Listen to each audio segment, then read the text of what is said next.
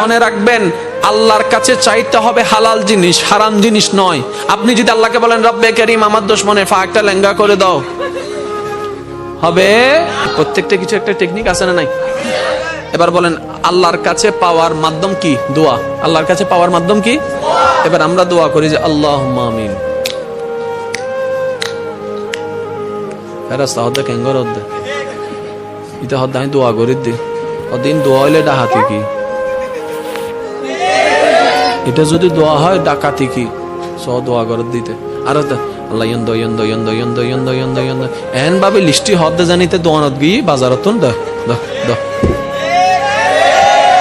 এরকম হাজার বছর দোয়া করলে লাভ হবে? সব দোয়া বাদ দেন, একটা দোয়া করেন না, রব্বে কারীম তুমি বড় রহমান, তুমি বড় দয়াবান, তোমার দয়া আছে বলে আমার মতো পাপী, আমার মতো জালিম আজকে তোমার দরবারে হাত তোলার সৌভাগ্য পেয়েছি। আল্লাহ তোমার দয়া আছে বলে আজকে আমি এখানে বসতে পেরেছি। আল্লাহ তোমার কাছে আমার একটা ফরিয়াদ। তখন আল্লাহ জিজ্ঞেস করবে, কিরে এত মায়া করে কথা বলতেছ, আমার কিছু লাগবে? তখন না বলবেন, ওনাকে কিছু বলতেই দিচ্ছেন, আপনি সব বলতেই আছেন। এবার আপনি বলবেন, যখন রব্বে কারীম জিজ্ঞেস করবে বান্দা কিছু লাগবে, তখন আপনি বলবেন আল্লাহ কিচ্ছু চাই না। তো কিছু একটা চা, আল্লাহ কিচ্ছু চাই না, কিছু একটা চা। এতদিন তো অনেক চাইছিস, লিস্টি বলছিস, আজকে বলবি না?